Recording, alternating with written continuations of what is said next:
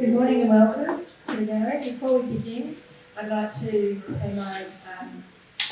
acknowledge our traditional custodians, the Kabi and Kinabara peoples of Queensland. We're learning, gathering and sharing today, and also pay my respects to elders past, present and emerging. And I'd also like to pay my respects and welcome all any First Nations peoples that are here with us today.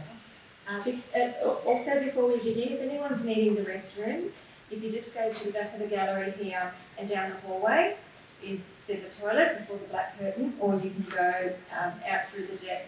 There's a toilet outside as well if the other one's in use. Tea and coffee there, just help yourself to tea, coffee and snacks.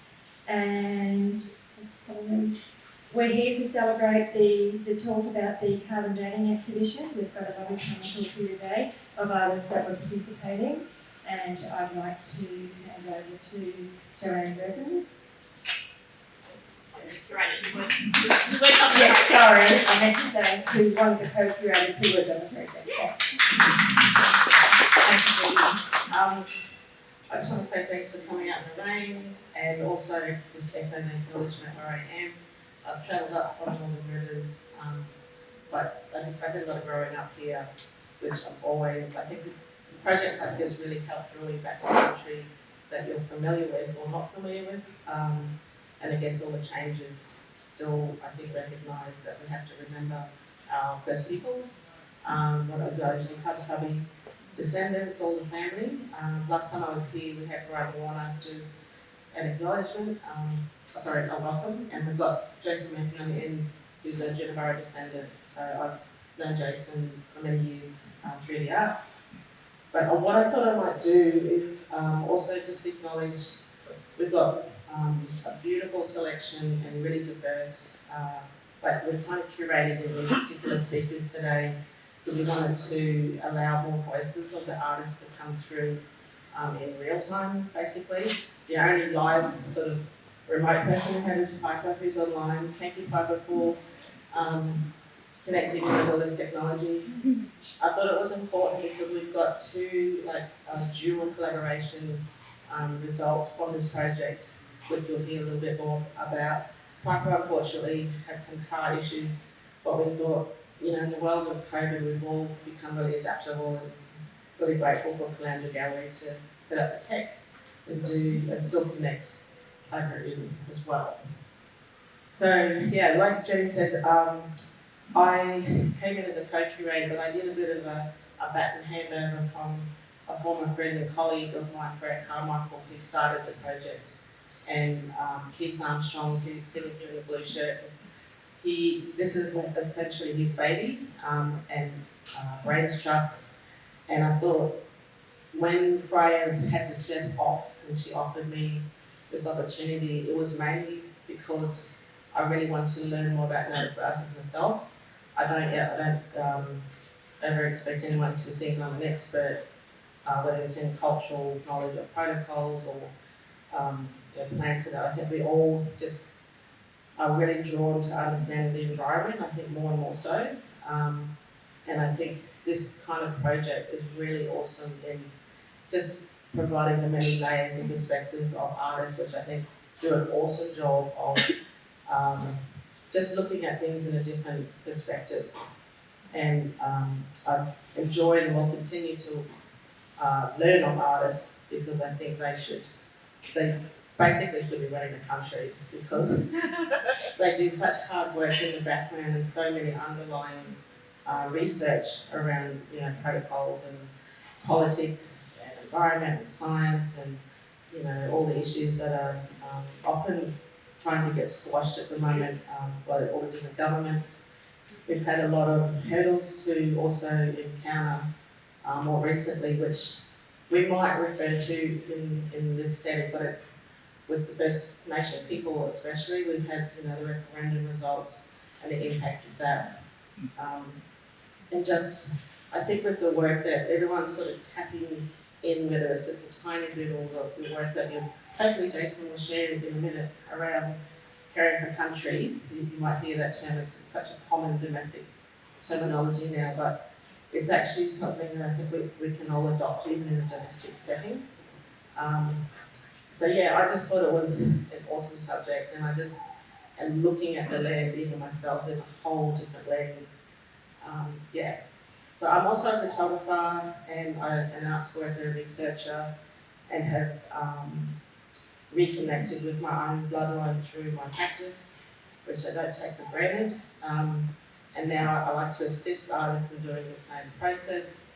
But again, when we talk about native plants, and particularly native grasses, you can't sort of separate people in place because it all informs each other. And hopefully we'll get a little bit more insight, and you might walk away today a little bit more informed, or just a deeper understanding of what it means to be, connected to place, and how the role of First Peoples, regardless of where you live, can also help guide you in understanding in all the kind of work you do. Because I know you've all, had many years under your belt. I can see that just by looking at you, and that you're here for a reason. So yeah, let's start the journey. Is it a PowerPoint? Yeah. Yeah, for some reason I've lost the compliance screen. Thank you, Jo. She's my backup singer today. But yeah, I also want to acknowledge my connection is through the Colour people out West Winton, through my great-grandmother, and also Kilagi through my great-grandmother.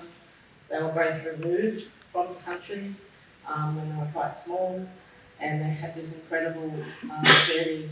And in fact, a dear friend of my grandmother's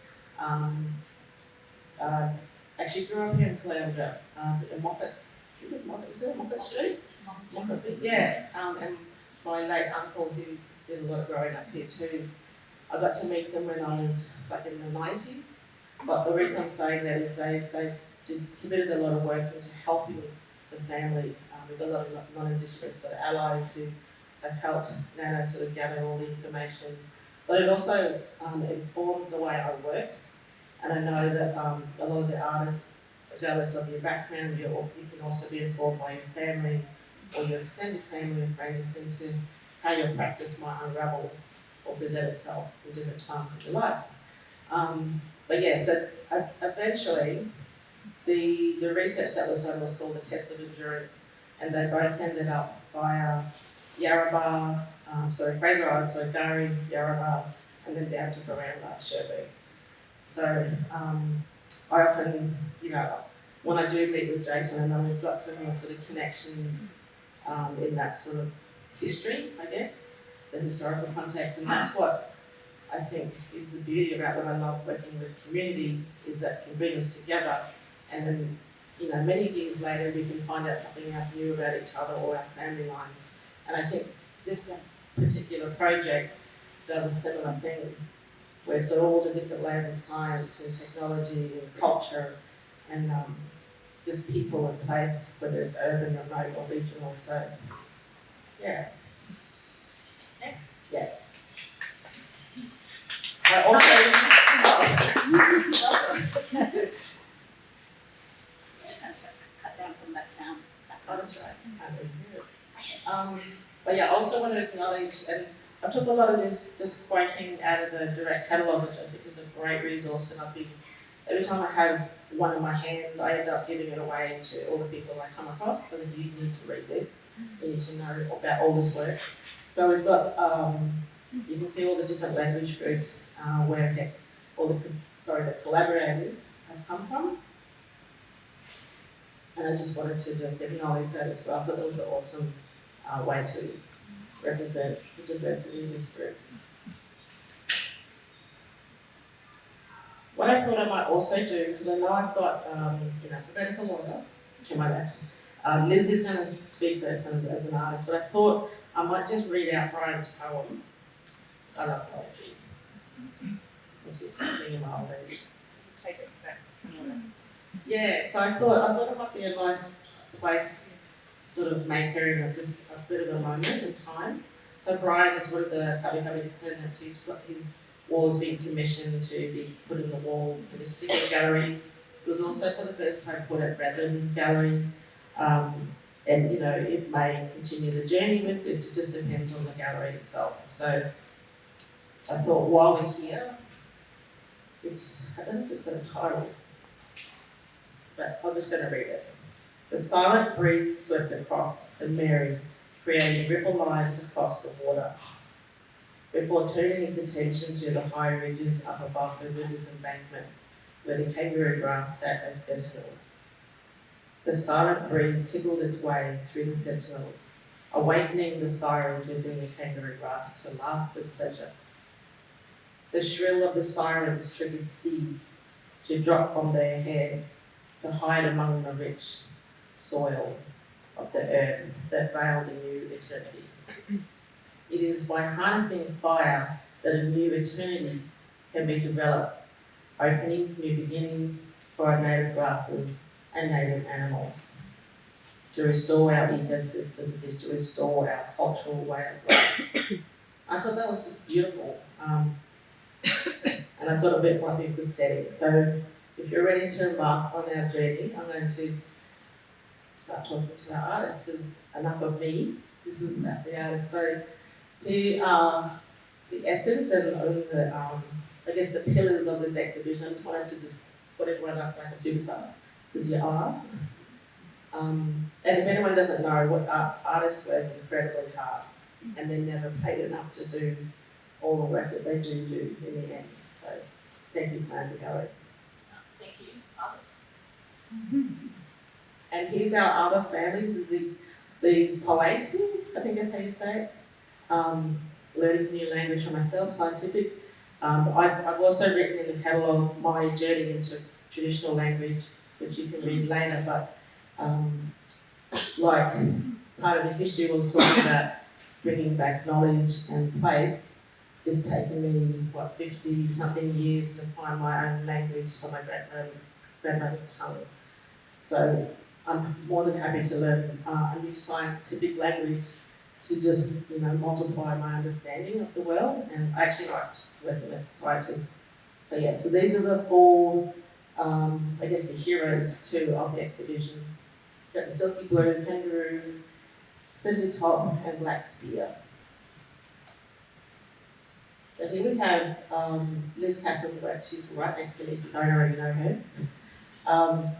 And what I thought we might do is I'll ask you your journey into, I guess, your world as an artist, and you also, you work as like a council, and I think too, artists are really good multitaskers, because we wear multiple hats. Every single person who's sitting here is doing multiple types of jobs in their life. So I'll let you talk about your journey into that moment in time. I don't know how it happened, how you got approached, or how you came into the exhibition exactly, but can you share a little bit of insight? That's all right. So, and if you put the mic right to your mouth, because we're also videotaping. So good morning, thank you for that introduction, Jo-Anne. I'm trying to figure out which hat I am wearing this morning. Because I will acknowledge I do work for Sunshine Coast Council in the creative environment space, and this project actually began 2022, 2023, before that appointment, and I had to declare that interest. So today I'm going to wear the hat of Liz Capelin as an artist and a herder of our local group who got behind getting involved in the carbon dating invitation, because this project was already underway, and Keith and his co-collaborators, including Donna Davis and Andrea Higgins and your beautiful writer. Yes. Oh, yes. Okay. Tanya? The topic of exploring native grasses and looking at them in new ways and through different technologies and art forms started to grow its own tendrils underground through the networks of who knew who, and I believe, this could be bigger than just one site. This could be multiple regions. This could be statewide. I wonder who else is out there who might be willing to take on this invitation to go on a journey and look at native grasses and get a little bit experimental. And so it was actually through Keith and Donna reaching out to me as someone who worked in the environmental arts space on the Sunshine Coast to say, you know, could Sunshine Coast be one of the host sites for an experimental growing mound? And of course I went, yeah. And a little bit similar to what Jo-Anne shared is that I was really led by my own curiosity because I've worked in environmental science and botany spaces for many, many years, and I recognised that grass was something I mowed. Or when trying to make productive gardens, grass was something I wanted to get rid of. So I recognised that I had a blind spot to our native grasses, and it was exciting to me to, you know, when you take off a little blinker and go, oh wow, there's something really rich there. I'm not sure what it is yet, but I'm going to point my curiosity at that. And I didn't want to do it alone, so then there was a process of inviting some of the wonderful local people. There's more involved on this local site than who is represented here, and I'll let you both speak to your process as well. But we also had Bianca Bond involved, who's a Cubby traditional owner. We had Melissa Stannard, who's a wonderful cyanotype and metalsmithing artist who did some other activations earlier in the month. And we had Sasha Parlett, who is from Red Handed Productions, who was involved in a documentative capacity. It was really process driven, and the first process was to say, well, where are these grasses going to be grown? And in speaking with traditional owners, including Uncle Brian Warner, whose beautiful poem you just read out, it was identified that there was a site out of the Tuan Environmental Reserve, which is in Canberra, on the Mary River, as a place where some cultural burning had been taking place, as a place where we could be welcome to grow this strange mound and watch the grasses grow, which took a bit of patience and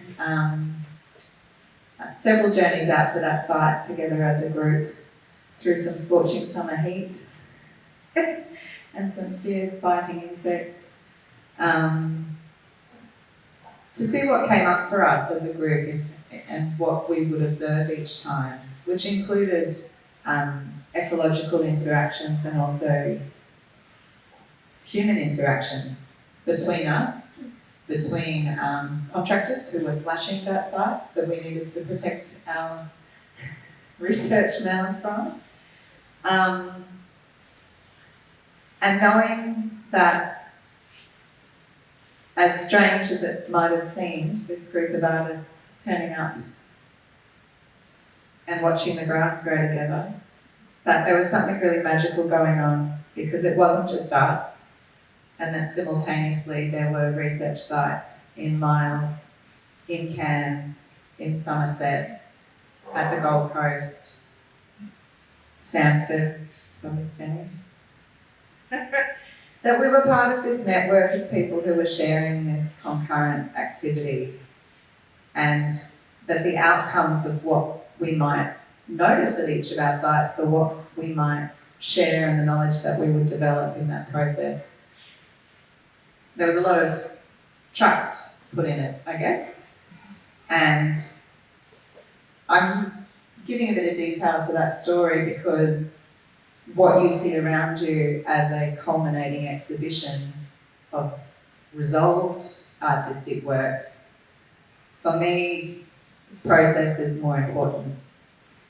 And the story of that process is revealed in the artworks that you see around you.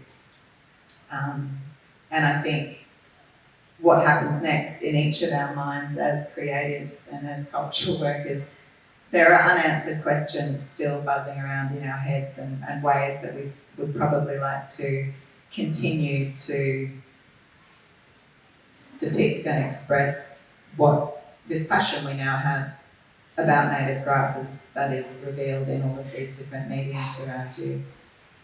And I will acknowledge that we were supported in that process by Sunshine Coast Council RADF, which was quite unusual to receive a successful RADF submission to support process rather than explicit product. And that the works that the Sunshine Coast team on Kabi Kabi country were able to develop were then created without that funding. So we use that funding in our documentation and our process time. Thank you, Liz. I was actually there in my mind, going back through those footsteps with you. Your particular medium that you've chosen, and I love the intimacy of the ceramics and the imprint style. Do you want to talk a bit about that and how you actually came to that decision? And I feel like I need to admit I'm not a ceramicist, and this was my way of being playful. I really wanted to take a closer look at the seed heads, and I really enjoyed some of the microscopic photography that was being shared with us through Donna Davis's work of looking really closely at those seed heads. And I remember a few years ago, Auntie Bev Hand showing me how kangaroo grass behaved when it interacts with water, and that it's all to do with what's going on in that very particular design of the seed head and its reaction to the elements. So in coming into actually wanting to take a closer look at the seed structures in our barbed wire, it's great to be able to point at Andrea's large photographs actually, at our barbed wire grass, which is the one second from the left there, at our top centred, which is this beautiful long portrait one on the third, and at our kangaroo grass. Playing with clay and playing with wet earth just seems like a natural, I mean, who doesn't love getting their hands into wet clay? Printing the seeds that we had harvested once our plants had grown from the mound at Tuan, printing them into that wet earth was both a kinetic choice for me. I really wanted to touch those mediums, but it allowed me to see the reverse imprint of those seed structures really, really closely, which I still want to dive further into. I wish I could have played more with scent, actually. This one, if you can ever get your hands on it or grow it or find it at a native nursery, the top scented grain, when it is crushed, is the most remarkable olfactory experience of a botanical scent. It's up there. And it really was that impetus, I guess, that we knew that in order to represent the journey that we've been on, that we needed to push into creating something that would be visible for audiences to come and enjoy and see the grasses through our eyes, and the natural evolution of those clay imprints was then to turn them into vases. And I thought a bit about, vase is sometimes something that's a little bit fancy in someone's home, that you cut flowers and you put them in and make the place aesthetically prettier. And then I was thinking more about what a vessel actually is, and how it is not an absence of something in it when it's empty, but it's something that is waiting to hold. And I thought about seeds and how they are waiting. They're waiting to sprout, they're waiting to germinate. And then I thought about all the people who come into our project, who are knowledge holders, who are knowledge sharers, and how we came with that trust about sharing our knowledge and being open to learning. And that even though at the start of the project there was an absence, there was an emptiness, that we held that space together in order for these creations and this collaborative network to emerge. And then I really, the vessel of the vase itself to hold the grasses and the grass seed stories. That's where that came from. So I'm really pleased to be able to share them and share a bit of that story. Thank you, Liz. Do you know where the actual grass, like all the grass was collected at Tabi Tabi country, is that correct? The ones that the imprinted ones, yeah. Because I love process too, and have you kept a lot of the, like, the actual grass, have you still got that? Yep. Yeah, that's right. I actually had to pull some out of my hat recently, going through customs, trying to get it. Oh, that's right, I've still got grass seeds from outside at Jo-Anne sticking out of my hat. And and actually the Themata triandra, the Korean kangaroo grass seed, I guess it's a bit like, that thing of, when you get a new car and then suddenly, well, I've never had a new car, but a type of car, and then you start seeing that everywhere you go. It's like as soon as you tap into kangaroo grass, suddenly you see it everywhere. I'm seeing it pop up in people's lawns, I'm seeing it pop up on walks through national parks. It is such a dynamic and diverse habitat plant that comes in many, many forms, and it's even in streetscaping, and I never even realised. Yes, so I do. I've got kangaroo grass from the Jo-Anne site, and I seem to be collecting it in other places as well. Legal places, of course. Thank you so much, Liz. That was a really important journey for us to understand. I'll probably come back later because there'll be some sort of closing questions that I want to just leave you all with. But I think we should move on. Now, I've chosen, got Mia Hacker and Kilagi Nielsen here, who individually are incredible artists in their own rights, and education is very at the heart of what they do as well. But we're going to talk a little bit more about their individual practice and then the collaboration, which we just happen to be sitting right in front of, which is awesome. So yeah, if you don't mind, Mia, can I ask you the same kind of question so that everyone understands the journey and how you sort of came into, I guess, the timing of the project, and if you were already sort of in that moment, or was it sort of again drawn in, like myself and Liz have been brought into?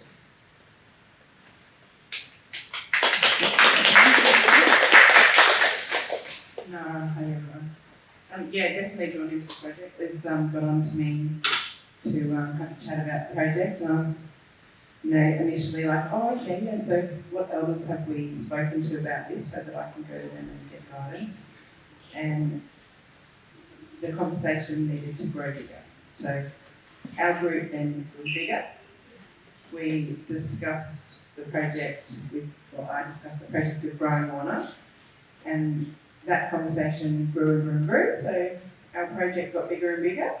So our growing station, we had a lot more input of different artists compared to some of the other, compared to all of the other growing mounts, which I found fascinating talking to some of them out west as well when the exhibition was out in Miles. So it was quite a nice process to talk to other artists that we hadn't connected with prior to the exhibition coming together. So even though we had our little group, we didn't really know so much about what everyone else was doing. So that's how I was drawn in, was to start the project here on the Sunshine Coast, and we then looked at other strategic artists that would be interested in nature and grasses and how that would work with all of us doing it together. Okay, that's really interesting. I know you've got some interesting things in front of you as well.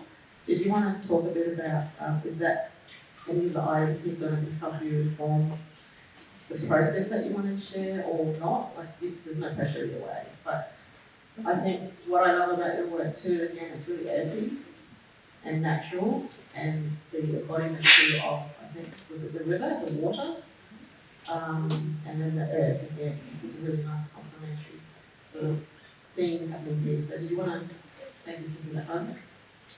So I'll take you straight there. So Brian's poem took me straight back to our growing area, but there was a process for us to be able to get there. But, so while we're there, I was standing there thinking, well, before we find where we're going to put this mound, I needed to, as the artist, needed to understand the growing environment before I could give my opinion on where I thought we should place the mound that would then have everything planted in it. So for me, I needed to sit with Numabula. I needed to feel, I needed to see the water, I needed to see Gunga flying over Numabula to see that this was a place that I think we could use. I needed to sort of sit with the space and feel the breeze and understand where the seeds might travel.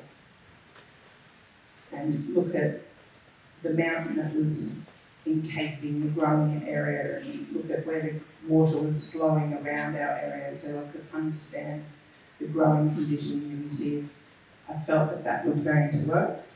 And in doing that, this smaller piece here, that was investigating all of that. So looking at the two different tones of colour because we had a natural found earth colour from the site and then we actually brought in our Liz's perfectly mixed soil that was going to grow grass.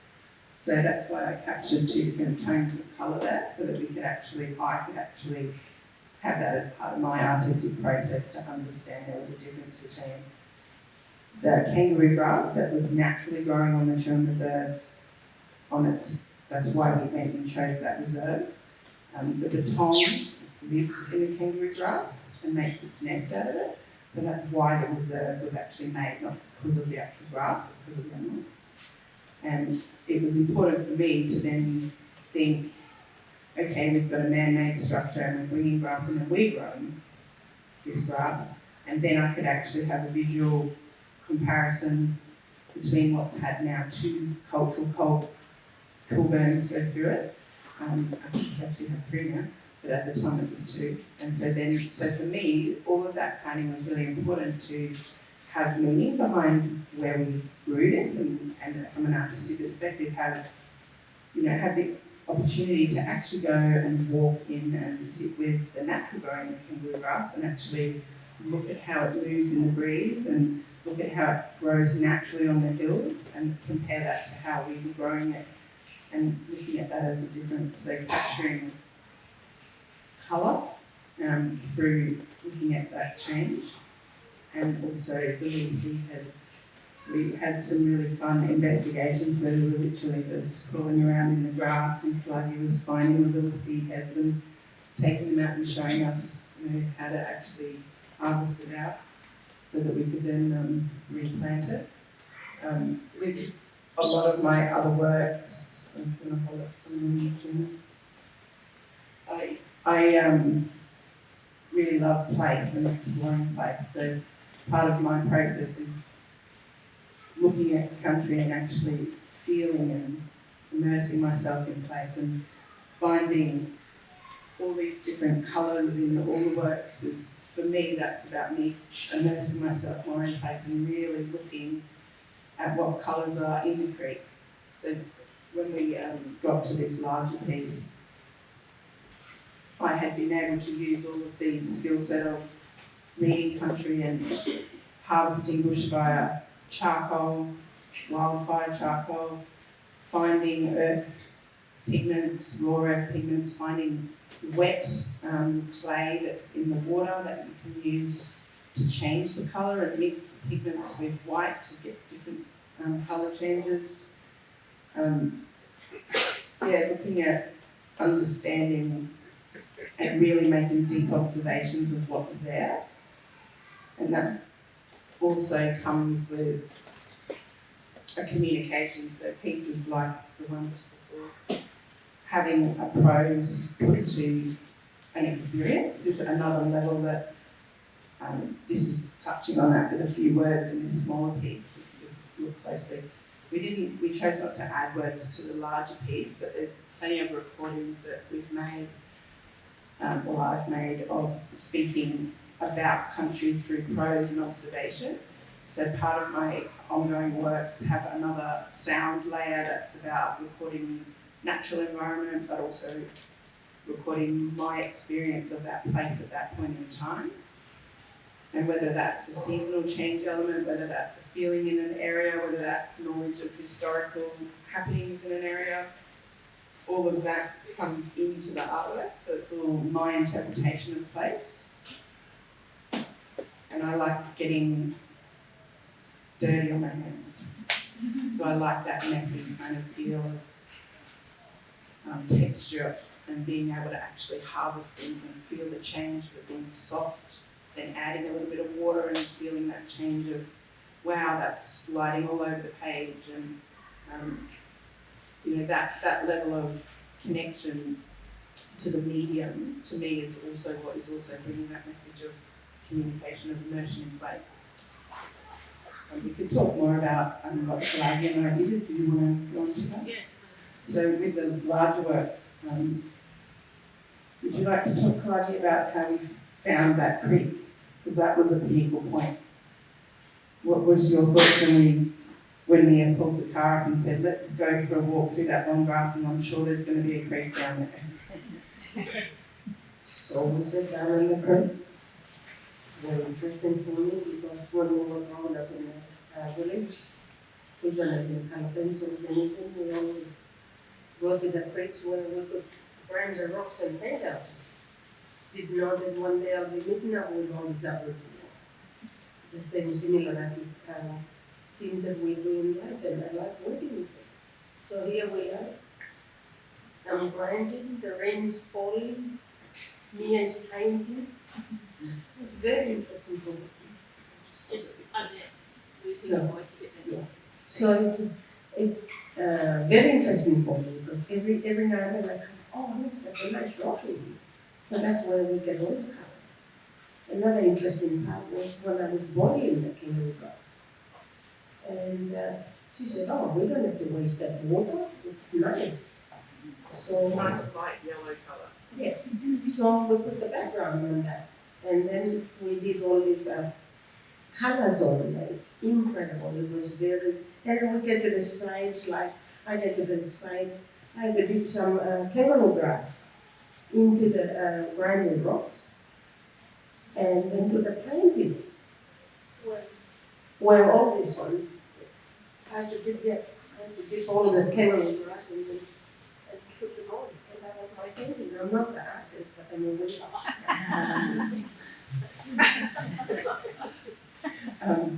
really The time when the paper knew that it was ready to be painted on, do you remember that time? Yes. I was very dry, and she said, we have to go down to the creek. She said, I want to go to the creek where it belongs to, and we did it in the water, so we can do the painting. And I tell you, Mia had a vision. It was very interesting working with them. And very often I would say, why would she include me? I'm not the artist, but but it was good for me because I grew up in the village with all these rocks and all these nature things. Leo and me always inspired a lot of my work, and she encouraged me with a lot of my work because my work wouldn't be unseen. It is in my heart, but I wouldn't know how to share it. But through working with all these, I share all my knowledge growing up in the village.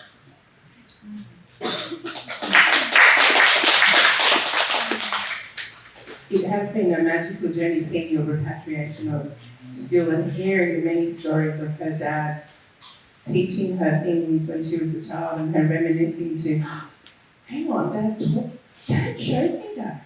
Let's try that. So even, for me, when we've been out either walking in the bush or it's just the two of us or in your backyard. And then somebody would say, oh, I'm stung by an ant. And I said, just grab the sand, put it on it, and put the sand on it, and then walk off. But in here, somebody went, oh, you gotta look for something, look for a face bag.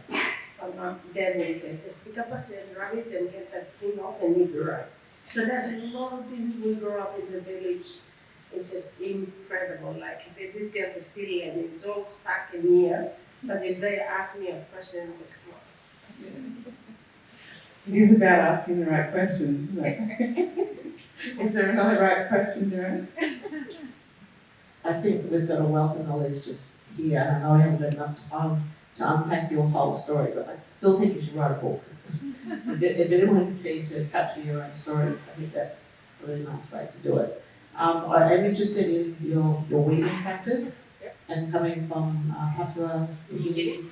Yes, I've met lots of Papuan women and men over the years, and I know there's a beautiful sort of synergy and understanding of, plants and weaving and cultural knowledge, old history and stuff. So could you just share a little snippet of that, because you just seem to have a natural, your hands are born to weave. And I think that's like an old sort of cultural memory thing that happens in families and cultural groups. Right to your mouth. Thank you. And I forgot to tell you, I'm not with a kangaroo here today. So, growing up in the village with no TV, and that is one of the best things you learn and learn from your grandparents and your parents. Because you got nothing to play with, having no toys and distracting, not learning from your parents. So it is something that I'm learning, being in Australia for maybe 37 years, and looking at different cultures, and I was so glad to grow up being in the village, and now I'm sharing my culture. And I was walking along in the bushes. Dad would say, "Careful with that grass, because that grass is gonna cut you. It's like a razor blade." So he tried to push that aside. And if your children, your brother or sister, know you hear you walking along to the garden, and the kangaroo grass got a very sharp point, the seed got a very sharp point, so your brother is walking it. Just quickly put it on your tongue and walk it. Ouch! Stop! So that's part of rolling back. To me, we only survival. That's one of the things you learn a lot from being survival. Like, Dad will say, "Can you go and get the rope? We get the knife." And that tree that got the bark.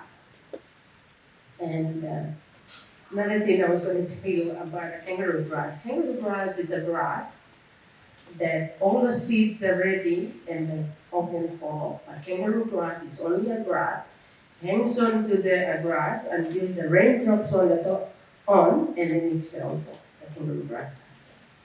And it grows in a very poor soil. Kangaroo grass doesn't grow in a rich soil, very poor soil. And our people used to do it maybe once a year. They bale it off so that the new growth started. And in here, the kangaroo grass doesn't look as healthy because being farmed and the grass is grown on the top of each other, and it doesn't grow as healthy. But to bend them off every year, that's how you get healthy grasses. But going back again, we make yellow pad and the kangaroo grass. Kangaroo grass is very crispy to do anything, but our people used to gather it and use it as a shelter. If there's lots and lot of rain and you get to the stage where we have to have a shelter, we just gather up little kangaroo grass and put it in our own shelter, and we sit there until the storm goes. And I love working with the children to share my nature. I've grown up in the village. Like I said, as a little kid, we don't have any toys. Mom and Dad didn't have any money, so we learned to make our own toys. So I grew up with, like making things, and I'm still making things today, still discovering things. Well, this project here, kids say by end of the project, he say, "Can someone make something out of the grass?" And I thought, oh my goodness, what am I going to do? So went for dry, and got some kangaroo grass and some ornamental, and with that fascinated on it. And then I was left over kangaroo grass, and I thought, what am I going to do with it? So I got some paper and talked to this old lady. She said, "Yeah, we can make some cards out of it." So we made some cards out of that kangaroo grass, and that was journey with the kangaroo grass. Thank you. That magic recipe of finding out how long to boil it for and how to curve it. When you boil them in the fire, it's really good because the heat goes around the pot. But when you boil them in the electricity, there's a little element, and the grass doesn't cook properly. But when you put it in a saucepan and boil it for 3 hours, make sure that get the fire going constantly because the color will change and spoil the cards. So you keep that heat up until 3 hours. You have to stop a lot of fire to get it going and the color. And then I said to Mia, what do you think about this color? She said, oh, I love the color. So that's where all that green comes out of the grass. So nothing was wasted. We try and create things as we could. Thank you. Amazing tips. Thank you for sharing your stories. I think we can move on to our next collaborators. And we have Jason and Piper. So that's the somebody else. That sounds great. Oh yeah, sorry. I took a lot of screenshots of the catalogue. So I know, I believe the catalogues are very thin on the ground at the moment because they've been so popular. But there is an online version of the catalogue, so please have a look. Sorry, they're the grasses, and that's the work of Kilagi, so that. Do you want to talk a little bit about that work as well before we jump to the next? Sorry? So she teaches. Yeah, was there anything else you wanted to add? So that's the in. Yeah, well, the green ones, they're the young grasses. They're a lot better because they got more color to them. And the dry ones don't turn out as good, but the young ones, they look so beautiful. You can see the colors on the bottom there. It is very, very interesting. Well, I've never done it before. My first time. This is all about creating. And yes, so that is my experience. Thank you. So Yes, please. So we've got Piper waiting patiently online. Hello, Piper. you're still on mute.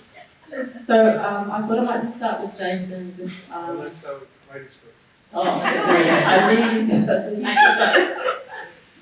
Piper. Jason's thrown it over to you. So do you want to talk about your journey and how you guys came to start your collaboration, but also where you came to, where were you at in this project? Yeah, so to start off, I was volunteering at the gallery where this grass ended up being planted. I was just volunteering there, and the curator there reached out to me and said, oh, there's a project happening about native grasses. Are you interested in being a part of it? And I was like, oh yes, I'm definitely keen. I've never planted anything in my life, never cared for a plant before, so I was like super keen and interested to see that process of that, but also like native grasses. Like, no, I've never heard anyone talk about native grasses before. I don't really know anything about them, so I was super keen. And it ended up that Keith, who we talked about before, was one of the main people of the project, was actually one of my tutors in university.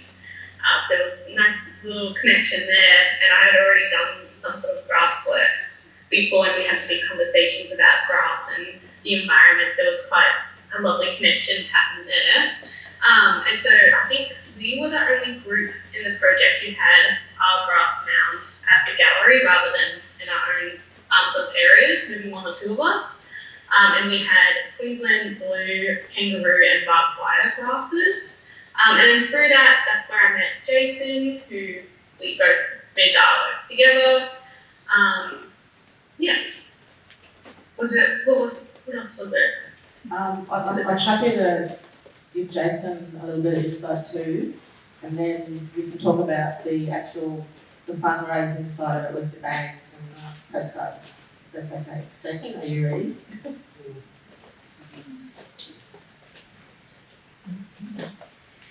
Firstly, I want to acknowledge I'm in Capelin country today, and acknowledge everyone's ancestors and descendants.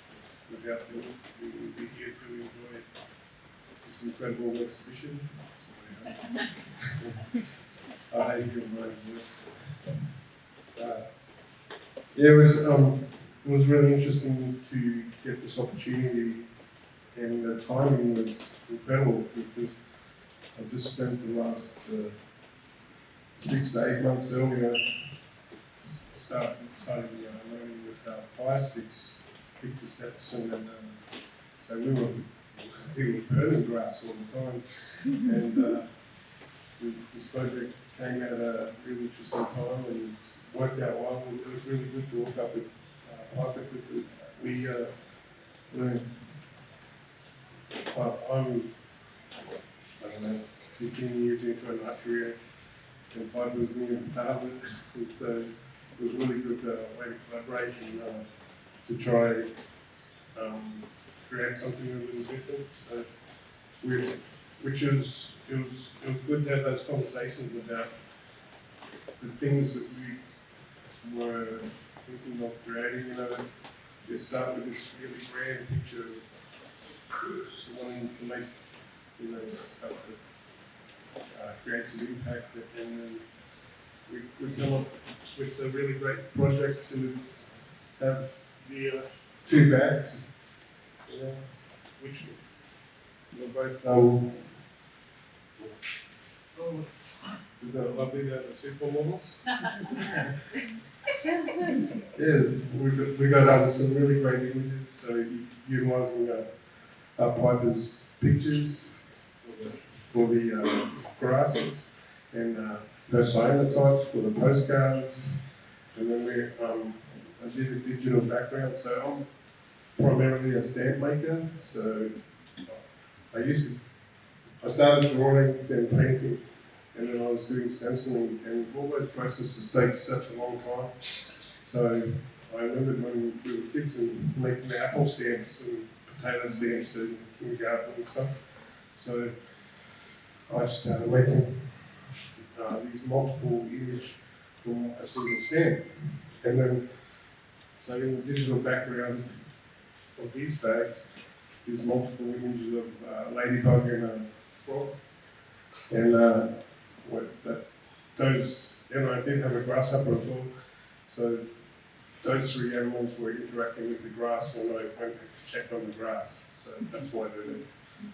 And Piper took some excellent photos. And you want to talk about your cyanotype process? Did you hear that? Oh, what was that? Would you like to talk about your cyanotype process for the postcards? Yes, me and Jason did a little workshop up near this place, and I never really used cyanotype, so Jason kind of showed me the process through that. And as we were caring for the grasses, we were taking away the seeds and bits of grasses, and we really wanted to capture the grass in a different way that people could take away with them. And so that's why I think we kind of went the cyanotype way and the bag way, so something they can take with looking after the grasses. We made the works with the grasses, and then the audience gets to take home the grasses in a sense.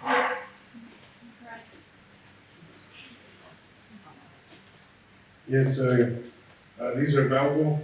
Yep, so they're available for sale over at the front desk. There's only a few of them, so Yeah, so the point was that these bags are purchased, and then the purchase from that goes towards an environmental cause, or I think there's a different one here that we're using.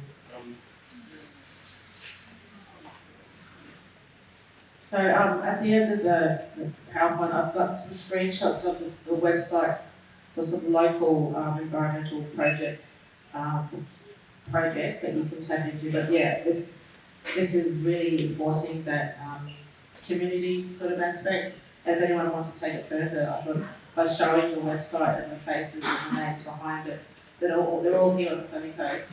You can actually reach out and go down a deeper path with them if you've got any enthusiasm in that space, and time, of course. So yeah, thanks, Jason. Did you want to talk a little bit more about the burning country process? I just thought it'd be really important because I know you started that journey just more recently, so where is it up to now? So, when we started this project, I got my first rejection from the Queensland Nancy Rangers project, and now the community actually has our rangers funded for the next 2 years. So, that's thanks to the better grant writers, not me. So, the thing is that one interesting thing was we had a huge heat wave, and because we were both working so hard, that we didn't get out to the plant, didn't get out to the grasses, and forgot to tell the volunteers to water the grass. And of course they died because they were getting, every day they were getting 11 o'clock to 5 o'clock sun, so and I thought, oh, it'd be a good place to burn. Just bring on the new growth. But of course the OHS, WHS rules, wouldn't allow us to burn. So next time we'll have to put it on a property where we can. I think a video of it burning would have been a good thing. Maybe next time. Is there anything you want to add, Paul? Anything you What want was to that, say? sir? Piper, did you want to share where you're up to with your projects or work, or is there any inspiration from this? From this project or just in general? A bit of both, actually. Well, one outcome for me that this project had was, so I'm a Dutch high school teacher, so I was doing placements, and while I was on placements, it was really good to talk to my students about this exhibition and this work, because it was not only in the spirit of the whole project, which was, bringing this knowledge to other people, but it was also good to show them that project of what exhibitions could be like in my art classes. And so that, in that sense, like, for me, this project is still continuing on with sharing the knowledge. But yeah, I think that's about it.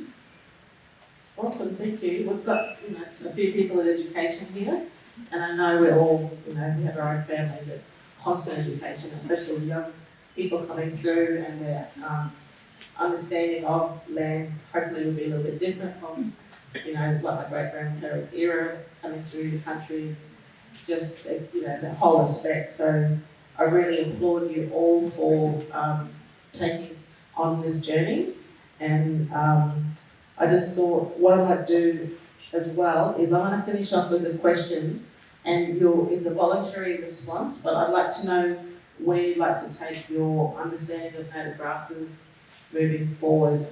Now, have you got any bigger ideas? That I know Jason said you started off with these massive ideas, and I do it all the time, and I have a little notebook. I was like, okay, maybe when I'm a bit older, maybe when I'm retired, I'll get to that project. But yeah, does anyone want to share with any sort of dreams or aspirations on where you'd like to go next? So along the way of finding out to go to the next place, I've gone back into teaching, and I've already been using Keith's website that shows and showcases this whole project, and also with Donna Davies' work. So within the curriculum for state curriculum in primary school, my year 1 students have been learning this through our STEM processes, and we've been investigating our own digital microscope in the classroom and bringing grasses in and actually looking at seed heads and other parts of nature that they've found interesting. So that's one thing that I've wanted to do since doing this project.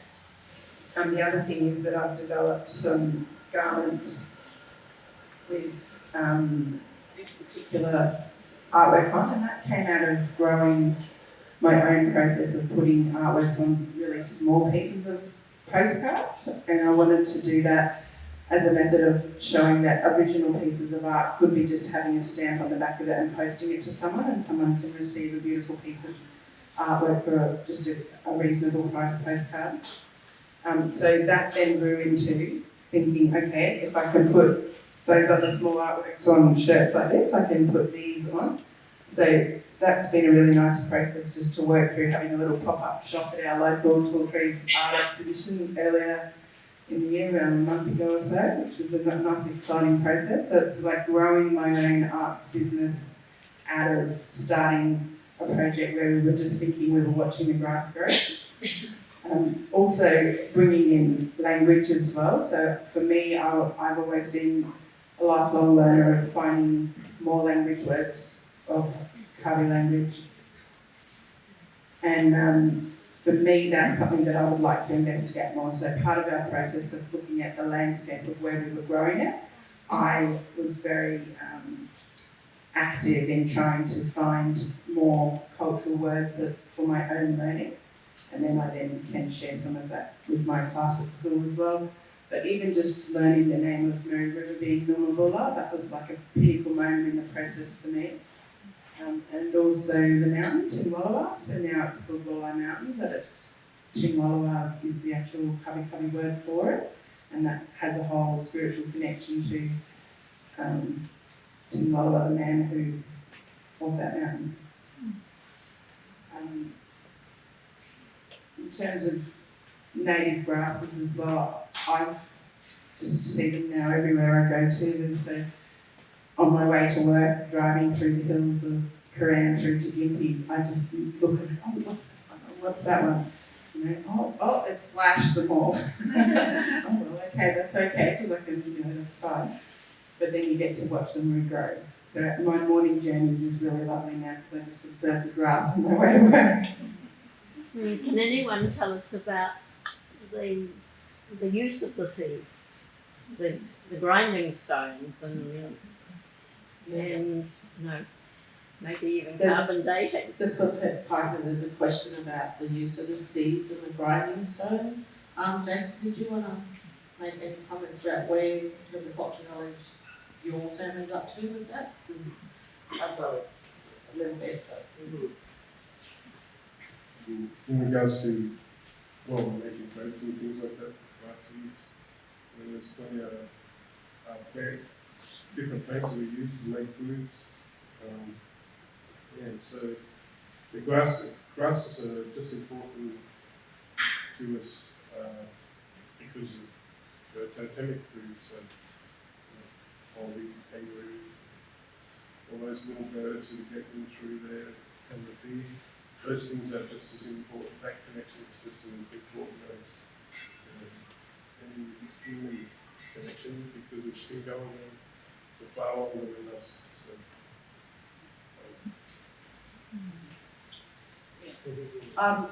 when I get the PowerPoint back, I don't want to reduce your base PowerPoint, but I did want to promote the work of Jacob Birch, who's setting up a native mill, right, sort of just like a shed here on the coast. He's literally at the starting gates, and he apologised. He really wanted to be there, but he's got his own cultural gathering, and including Dominic Chen, I believe they're of the same language group, and Madonna Thompson, who's a traditional owner as well. So they're already busy doing their own projects, whether it's cultural, environmental, or both. But he did say that he is looking for land. I know that's the big real estate $1 million question, and the use of land. If anyone has any kind of opportunity to talk to him, I thought we might just bring it out. Yeah, if you don't mind. Yeah. I was just thinking about, as you're talking about that in terms of changing future, when we were out in Miles for this exhibition popping up there, it was wonderful for me because I have family that have farms out in Roma and that district and Boston as well. And it was wonderful that some of them could actually come to the opening and they got to see my work, which was wonderful. But then we had these deeper conversations about their farming techniques. And there was not just one, but various people and one of the growing stations was actually a farming property.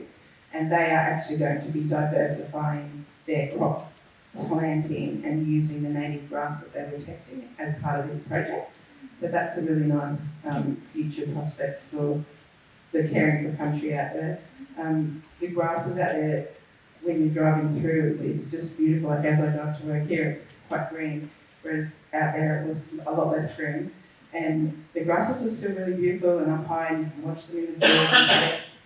And it just reminded me of a time where I was visiting Mandindanji country to see family, and that was one of the things that took me back there was again the water, so that's a theme through all my work. But it was the grasses on Mandindanji country and watching the kangaroos hide amongst it and jump through it, which is just another aspect of grass that fascinates me.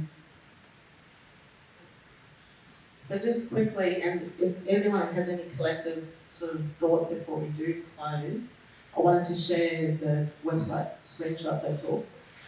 So this is Jacob.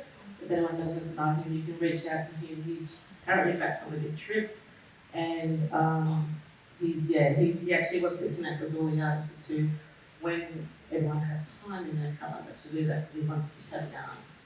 So yeah, and also that's just another layer. We talk about food sovereignty, and then if you go back again. So Dominic Chen, who's a good friend of mine as well, Madonna, they've also got Eurowin, I think it's called.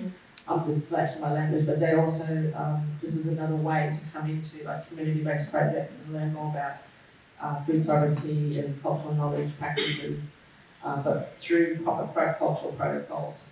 So, yeah, there's actually a whole suite of work they do, including courses in permaculture and stuff like that. So I think I might put in my name down, and I know there's a cost involved, but I think it's worth it. I think everything that I've sort of been, even just myself, on the journey of finding my blood family and connecting back to country. I go back out west where this exhibition is going to end up at Longreach. I hope you're going to be there, and then I'm going to, like an hour down the road is where my great grandma's country is. We've just got a land hand back this year. I don't know what that looks like. I didn't get out there because I was somewhere else. But yeah, we are sort of slowly going through the process of what that might look like.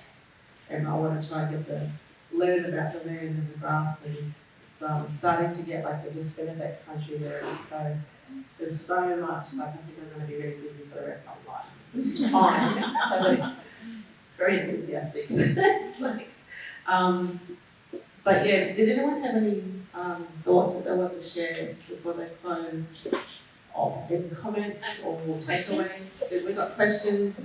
Can I just quickly acknowledge Beth Jackson in the room? I forgot to mention her at the beginning. My apologies. Beth, can you just put your hand up, please? Beth is the curator. I'm the co-curator, and I do like the cultural advising components where needed.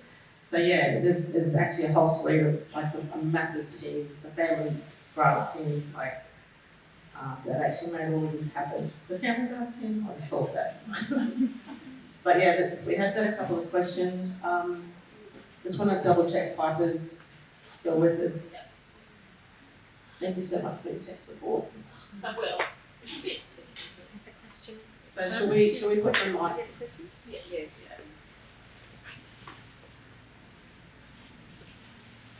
Thank you.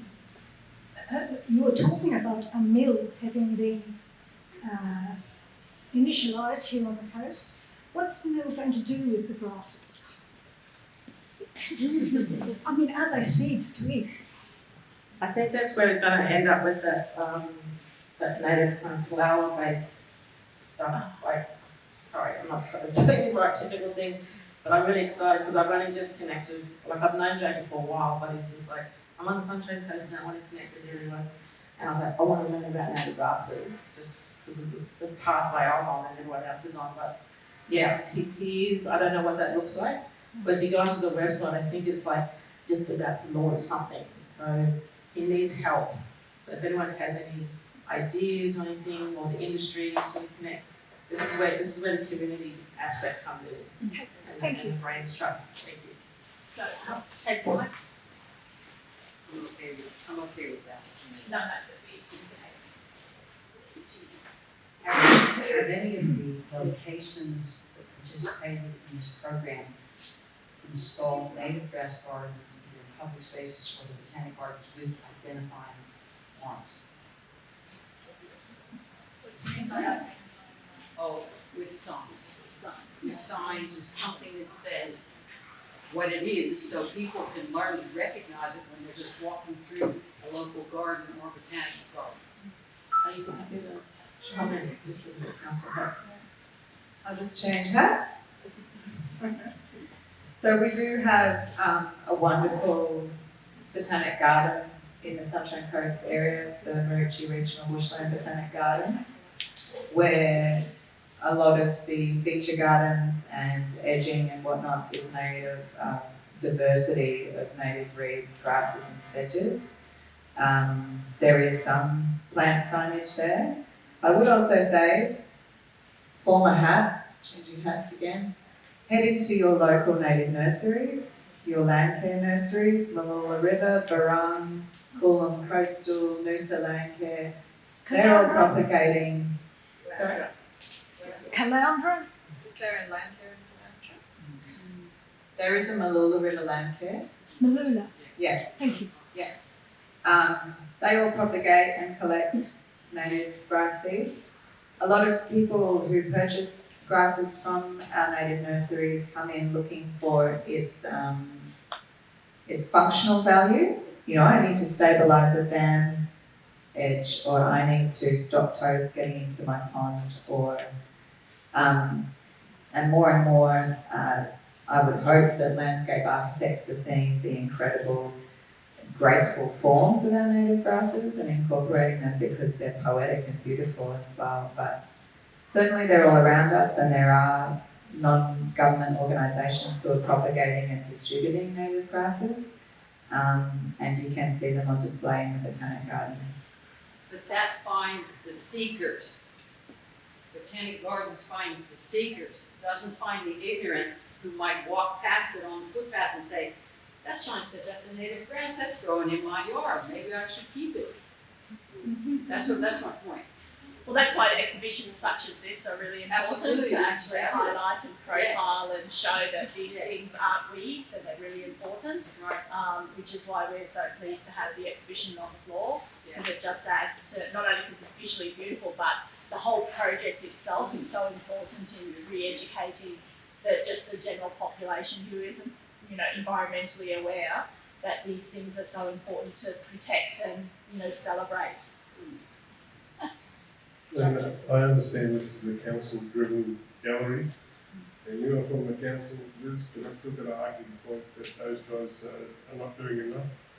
Under development process, developers can plant whatever they like, which can, create a thing like Lantana, which is overtaking the country from as an import. So it's up to us as a community to push to make sure that we're planting the right things, and the councils are doing their job and making sure that they're planting the right things, and everyone's doing the same thing at the same time, because look at the Lantana situation. So, and that Lantana is just something that's taken over for a native, which was the sorry, I just had a blank with it's got the rosewood, cockspur. So cockspur is a native. The gracers didn't like it. They clear the native. They bring the Lantana in to do exactly what the cockspur is doing, which is create a fence for the cows. So it's our role to be doing the right thing by the country and support the natives that are already here, because native grass tends to, unlike an import grass, its tendrils, its roots get really deep, creates a really strong grounding, and we don't lose topsoil. So just a little thing like that should be taught about in schools. Is there any other questions? Oh, yes.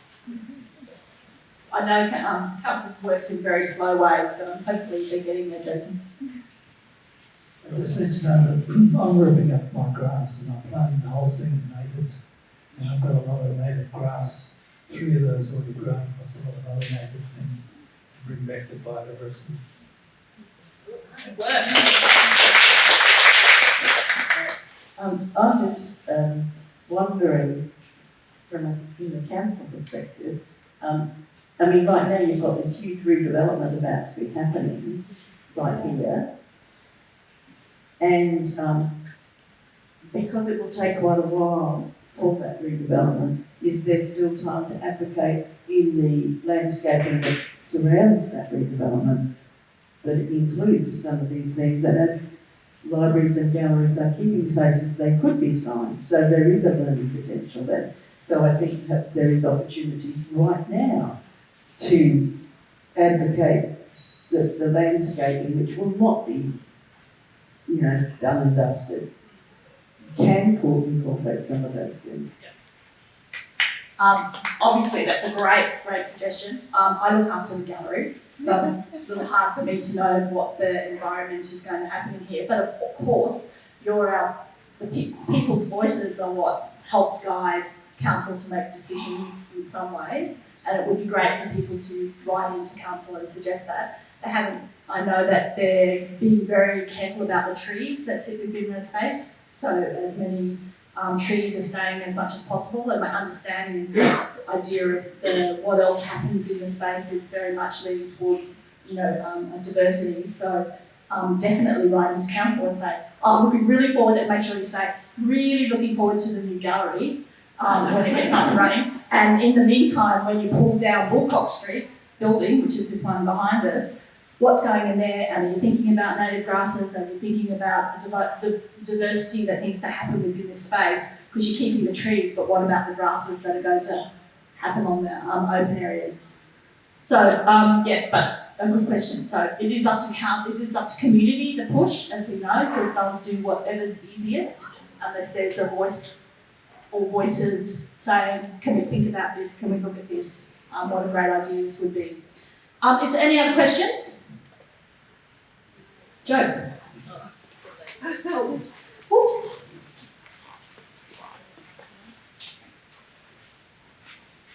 Thank you for your interesting talk. I'm just going to slip in a quick promo for Barong, which has its own garden and where you can go and see grasses growing as well as buy them. But really my question was, where did the title come from for the exhibition? Because I could never understand it when I was sharing it with my friends, and it hasn't really come out of your talk either. Love to know where the title came from. We should. Can you stand up? We should get Keith to answer this question.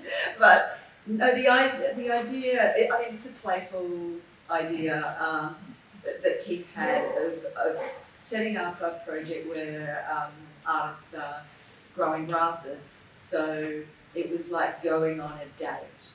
It was so we're all carbon-based life forms, and we're developing relationships with plants and getting to know them and getting to love them and making them part of our family. And so this idea was the carbon dating came out as that kind of thinking. And but obviously it also resonated because of carbon dating, the scientific aspect of that process, and playing with ideas of time and thinking about geological and planetary time scales and things.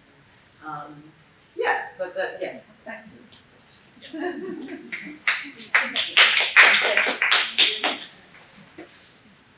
Any other questions just before I get back to Jo? No. Thank you, Ben. That's I had that one. In front of my mind last night was like, I always look up definitions, carbon dating, and I've known that with my cultural heritage work I did when I first started on my journey into government and stuff. But yes, that was really well said. In closing, I just want to comment that with my other hat on, I work with arts law as well. I liaise between lawyers and artists, and particularly Aboriginal and Torres Strait Islander artists around the whole country. So I get an insight into the world of copyright and moral right, but in particular, Indigenous cultural and intellectual property is coming through the grapevine at a really high level in government, and that there's some really great resources. And if you're thinking of going down the path and collaborating with First Peoples, regardless of where they're from, there's some really simple steps and methods that all come back to relationships and time and that connection and ongoing learning and a respectful ways of working. I just connected with Terry Janke last week at the Reconciliation Conference, and she kind of wrote the ICIP language around case studies and how to work with First Nation people. And in a nutshell, like, copyright is purely committed to an individual idea and an outcome.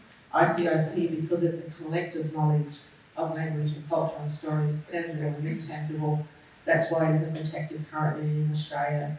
And that we have to just think of mindful ways of working, regardless of whether it's literature or theatre or music, artwork or anything like that. But it's when you actually read the book, she's got some really cool books out and online documents as well that can really just help you just walk through that process. I'm still learning, but again, those two companies that are on the coast that I just showed before are already embedding those cultural protocols because they live in that sort of world, and that's the way they have to work when you're responsible for your own cultural knowledge and the elders are watching you very closely what you're sharing and what you can't share. So this is what I love about this project. It's very accessible.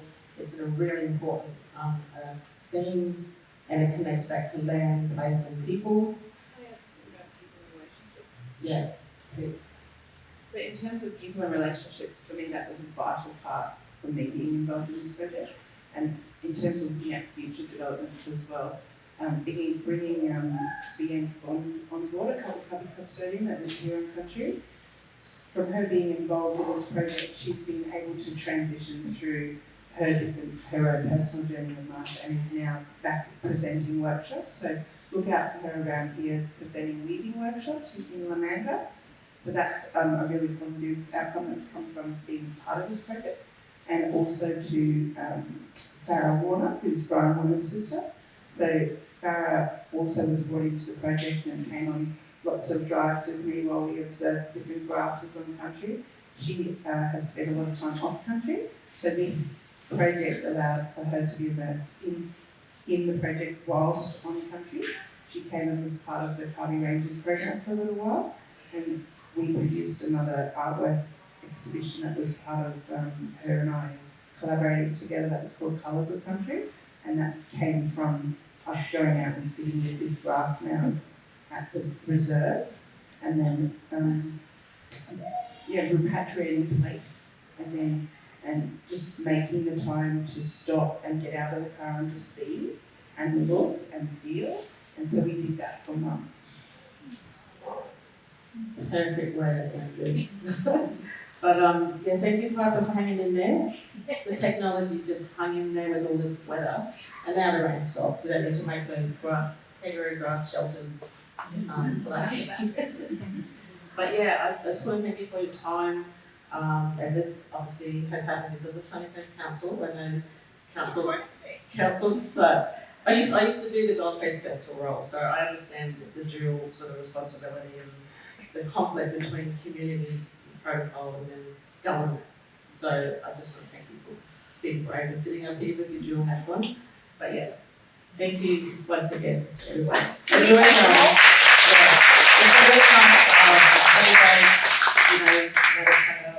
Annie Giles made a fabulous cheesecake over there. lemon myrtle cheesecake. Spectacular, and popcorn. And Jenny's been running workshops for Again of the Grass.